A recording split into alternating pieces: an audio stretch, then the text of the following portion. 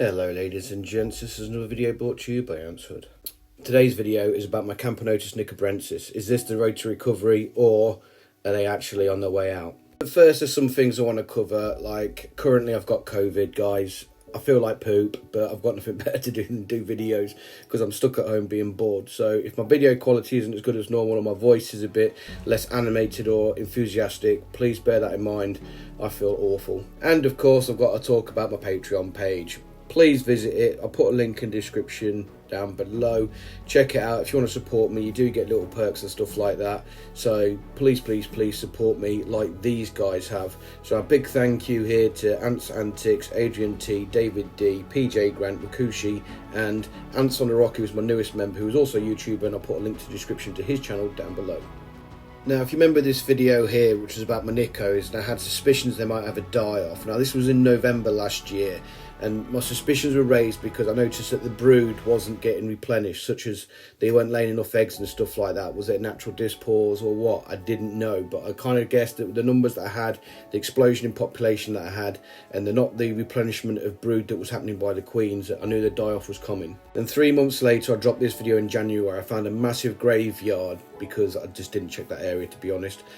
Still had concerns because there was no replenishment of brood, but I was at the peak about 3,000 and I was going down to about 2,500 workers. In February this year, I did this video where it was very noticeable I was having a population drop. So I knew that it wasn't just my speculation, it was actually true and happening. Then May, I released an update on what was occurring and it wasn't great news. Then towards the end of May I did this video which was asking if it was the end of my Nicos because I couldn't understand why they kept on dying when nothing had changed. I'll put a link in the top right corner now so you can check out the Nico playlist. Now if we take a quick look now, this is what their current state is. Now if you cast your mind back to watch that playlist I just tagged, you'll see that it is nowhere near as busy in here as it used to be. Yeah, they're still loitering around the ruined buildings, which I really need to look at replacing. Well, I don't even want to replace them. I really want to clean this outworld out. It's not been cleaned out, realistically speaking, properly, thoroughly, other than removing dead and debris, which I haven't done here, obviously. And I want to give it a good clean out to take them all out of it. But currently I don't really have an outworld for them to use. I know there's 3 outworlds and they're not really using this one at all. But geez, I get out of breath so much. Sorry guys. They're not using this outworld much at all, so I could replace that, but it's getting them out of that outworld. But anyway, if you look here, you can see, as always, they are rammed in the tunnels. I don't know why they need to loiter in the tunnels. Conditions are right, but they don't put any brood in there. And this is the worst outworld in the world. It's the Ant Canada one. It's opaque, it's crap for filming, so I apologise for that, but there are still some loitering around in there. Now, if we look at the nest, you can actually see both queens here. Look here and here. There's plenty of space for them to move into this nest. In fact, if they all moved into the nest, it wouldn't be big enough for them, but they don't utilise it. My guess is the conditions aren't that great in there anymore, so I'll talk about that in a second anyway. They've got a small pile of brood. They're literally, I think the numbers have dropped down from top of 3,000 plus maybe to around 1,000 now, and they seem to be steady at 1,000. There is that cycle of brood. You can see little small eggs, you can see the larvae as well, so they have that natural cycle and not pores like they were, but it's nowhere near the brood piles we used to see. But they've also turned it into a trash heap as well, so there's rubbish everywhere, and those stoppers, they keep getting through them, so I put cotton wool in the end and have to keep replenishing that. It's a right pain in the bum. Ants can just sort your life out and get some decent buds, stoppers should I say. So what I've decided to do is, because I haven't got anything else large enough, is use my spare Ant Canada nest that they used to occupy, but this time I'm not going to put any substrate in the end of it like you would for the humidity, because if you looked back at the pictures of the inside of the nest, it was very humid, very wet and stuff like that. So I'm going to take that out of it and just let evaporation humidify the nest that way. Now, the first thing we need to do is sort out the heat cable, which is quite the faff. I couldn't get it through the hole for love nor money. It was being a right pain in the bum. Hence why I've speeded it up, so I play around with this bloody ages.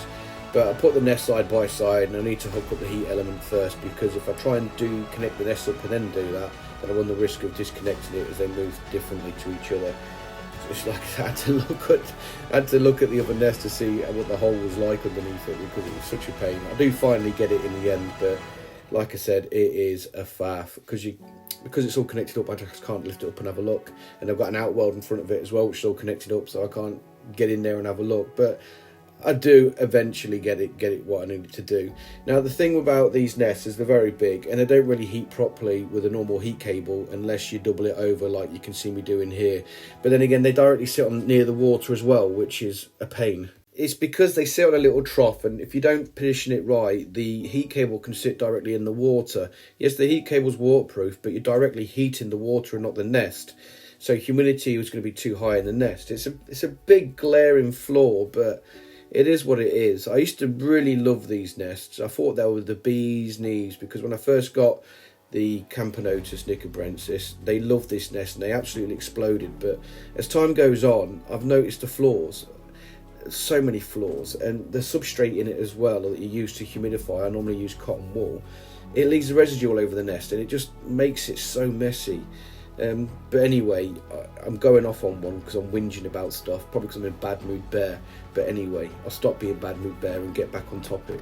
Now, as you can see here, in true Hudge style, when I'm trying to connect it up and there's a side of my grain here, I always struggle. I don't know why, I just struggle getting the tubing in, and even though I do everything right, I do it as quickly as efficiently as possible, put cotton wool in the end, but I always seem to get escapees. Now to be fair, I only had about 5 or 6 escapees all in all during the process of this, and it wasn't a major issue. You can see me policing them up with some cotton wool and then popping them into the outworld, which I've left opened up so I can drop them in. So it's not a major drama. Look, there's my head again. Look how grey I'm going. I'm sure of my age, guys. I'm getting old. Probably why I'm suffering with COVID so bad, because I'm old. But as you can see, as soon as I connect them up, I do have a bit of difficulty. They burst into there and they start exploring. More panic mode than exploring mode by all means, but they're in there and they know it's there now, and then hopefully they'll settle down. Now, if you noticed on the old nest, I've not humidified it because it was so moist in there, but I am humidifying this one because I've got that substrate and I want natural, like I said before, natural evaporation to humidify it, which will get it around 50-60%. I should answer that, 50-60%, I hope. Because I've moved the outworlds to the right slightly, you can see there's a lot of strain underneath the tubing now, so I need to make that smaller. Now, they do, if I left it, the likelihood is with expansion and retraction from heating and cooling from the tubes, it will slip out at some point and I'll get nicos going everywhere like they do when they keep chewing through those damn stoppers that Ant Canada provide. Rubbish, sort them out. And look at my watch telling me to get moving because I'm obviously being lazy. Well, I have got COVID, leave me alone. And I don't apologise for the angle of the camera either, to be honest, because my desk's a mess. I'm fast running out of space, I've got too many Ant Conleys and I'm only getting more. I've got a serious addiction, guys. I wonder if there's any ant rehab centres I could go to. I think I need to. I've got an addiction. Now, jokes aside, I really want to get rid of the Ant Canada nests, to be honest, the hybrid nests. When they first got them, I thought they were the best thing since sliced bread. My Nicos boomed and stuff like that, but currently I seem to be struggling with the humidity inside it because it constantly sees damp. Now, like I said, I've attached the new outworld with no substrate there to transfer to increase the the evaporation and humidity in the nest. So I've just put pure water in there. I use that for my own design of nests and it works well. So I'm hoping it works well with these to lower the humidity and stop being so moist in there. And if it does, then fingers crossed, they will pick up again and be good. But ideally, in an ideal world, I really want to look at chinning off the nests, to be honest. The problem I've got is that they're big and they don't take up much space, comparatively speaking. And there's not a lot else I can think of retailer wise that I can get nests from. I mean, I know that Antboy UK does big nests, but yet again they're quite expensive, and I've always struggled with humidifying or keeping a steady constant humidity in the Antboy nest, so I don't know what I'm going to do yet. Now, PJ Grant always takes the mickey out of me for when I do these connection videos because I always get ants everywhere and I sometimes get bitten. He has got a sick obsession with me getting bitten by my fire ants. Now, the guy's just a sicko, to be honest. No, but thanks for your support, PJ Grant. I do appreciate it, jokes aside. But yeah, for the first time like in ages, I think this actually went even English, please. Went really well. I only got a couple of escapees on this part as well, and it neatened it right up at the end as well. So I actually did something right for once, to the disappointment of PJ Grant. And just for the interest of time, I'm going to speed it up so you can see the finished product without me blabbering on for another 3 minutes. As you can see, the connection actually goes really well with a couple of escapees, nothing crazy. and the pokey stick always helps. But once you see it's together like it is now, you can see how much neater that is and how much that the tubing is no longer under stress, reducing, I won't say completely getting rid of the risk of the tubing popping out, because that's a pain. So the question is, where do I go from here? And the truth is, I don't know. I mean, I've attached the new nest to it, and I've took the substrate out of it to lower the evaporation, which hopefully should lower the humidity in the nest. Hopefully that will do the trick for them, fingers crossed. But the truth is, if it doesn't work, the only thing I can think of is new nests completely for them to see how they get on from there. Do I think they're on the way out? No, I don't think they're dying off yet. They've still got the 2 queens. There's still potential there to boom. But I think they're only just producing enough brood to sustain their numbers currently, which is just hovering around 1,000, I think, maybe a bit more if I'm lucky.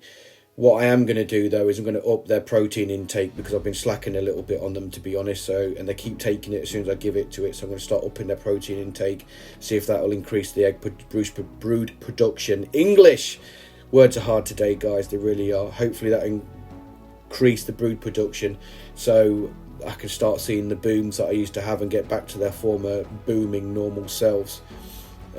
What else have I got going forward for them? The truth is, I don't know.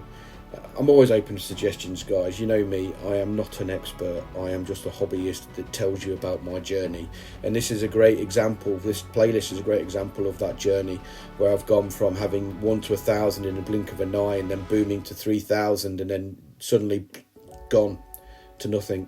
Well, to nothing to 1,000. So it's a journey to take, and you guys are watching it anyway. Thanks for watching this video, guys. I apologise that I've been out of breath and breathing heavily like some kind of weirdo that you meet on a night out, but like I said, I've got COVID and I'm struggling to breathe and string sentences together, obviously. But as always, guys, thanks for watching this video. Please check out my Patreon page in the link below. I've got a Facebook, Instagram page, and oh yeah, don't forget to check out Ants in the Rock, whose link will be down below as well, guys. But anyway, I've stopped talking rubbish. Thanks for watching this video, and I'll see you in my next one. Bye-bye for now.